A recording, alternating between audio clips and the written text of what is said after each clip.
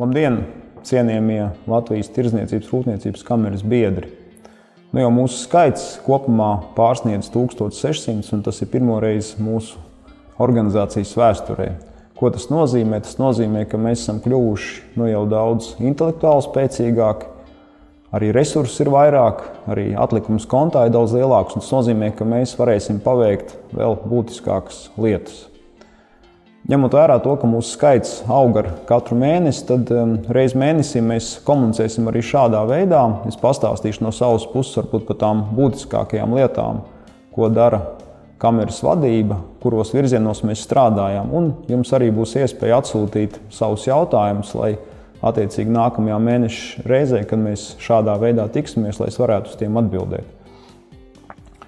Šajā iepriekšējā laika posmā laikam visnozīmīgākais bija tas, kad augusta sākumā mēs kopā ar citām sabiedriskām organizācijām parakstījām vienošanos ar valdību par kopā darāmajiem darbiem.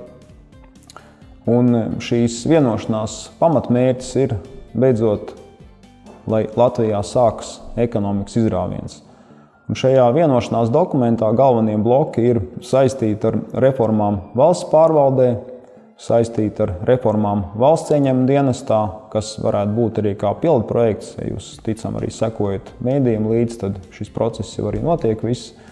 Un, protams, kad būtiskākā lieta, kas interesē arī visus mūs, tas ir reformas nodokļu politikā.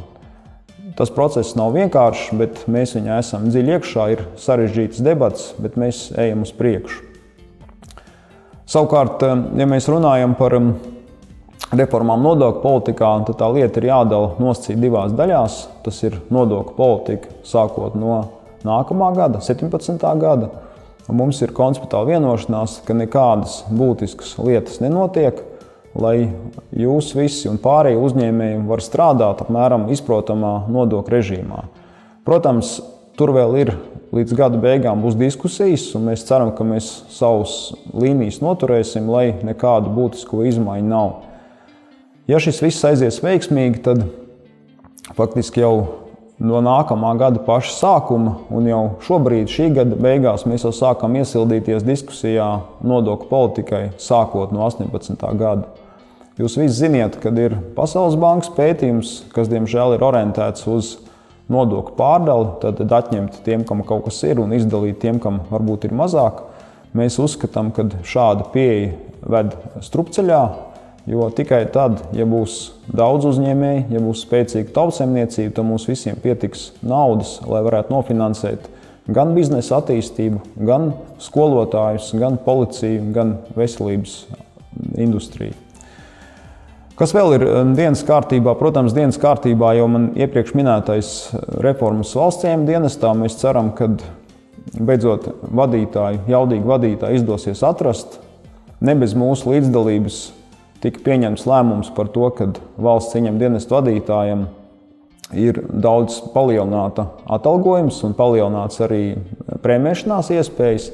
Līdz ar to ir cerība to, ka uz šo konkursu pieteiksies daudz spēcīgāk kandidātu un būs no kā izvēlēties. Un mēs ceram, ka šis process beigsies veiksmīgi, jo skaidrs, ka arī valsts ieņēmuma dienesta loma ir būtiska. Tātad, pēc Igaunijas piemēra kaut vai skaidrs, ka ja valsts ieņēmuma dienests strādā kā servisa iestāde, kas palīdz uzņēmējiem strādāt, ja tā ir kompakta, gudra, tad kopumā mēs visi iegūstam. Kaut vai tāds piemērs, kad Igaunijā uz daudz mazāku iedzīvotāju skaitu ieņēmuma dienestā strādā 1800 cilvēku, Latvijā 4000, bet iekasējamies līdzīgas nodokļu summas. Tas parāda, ka mums ir daudz ko pilnveidot.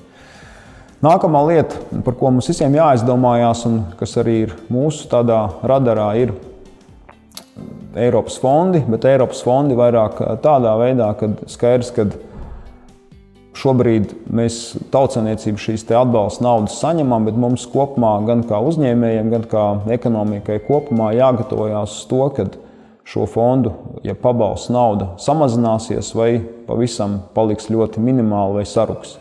Un skaidrs, ka tiem visiem biznesiem, kas ir ļoti atkarīgi no šīm Eiropas naudām, ir jābūt gatavām transformēties. Un, protams, vēl viena būtiska ziņa ir eksporta virzienā. Protams, kamera eksports ir viena no būtiskākajām lietām. Mums valdība ir uzticējusi organizēt Expo Astanā. Jūs visi zināt, kad iepriekšējais Expo izgāzās.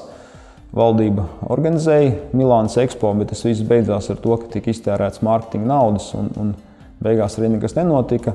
Mums valdība uzticēja organizēt izstādi Astanā bez valdības resursiem, un tas notiks tikai uz biedru resursiem. Un tas ir mums arī milzīgs izaicinājums. Vēsturiski agrāk LTRK ir organizējuši šīs Expo izstādes, un mēs atgriežamies atkal savā vēsturiskajā lomā. Joprojām kamerai galvenās lietas tas ir eksports, tā ir biznesa vide un visu uzņēmēju kapacitāti. Tātad visi tie procesi turpinās, un lai jums veiksmīgs šis te nākamais mēnesis, un atkal pēc mēneša tiekamies kārtējā sarunā. Paldies! Latvijas Tirdzniecības un Rūpniecības kamera.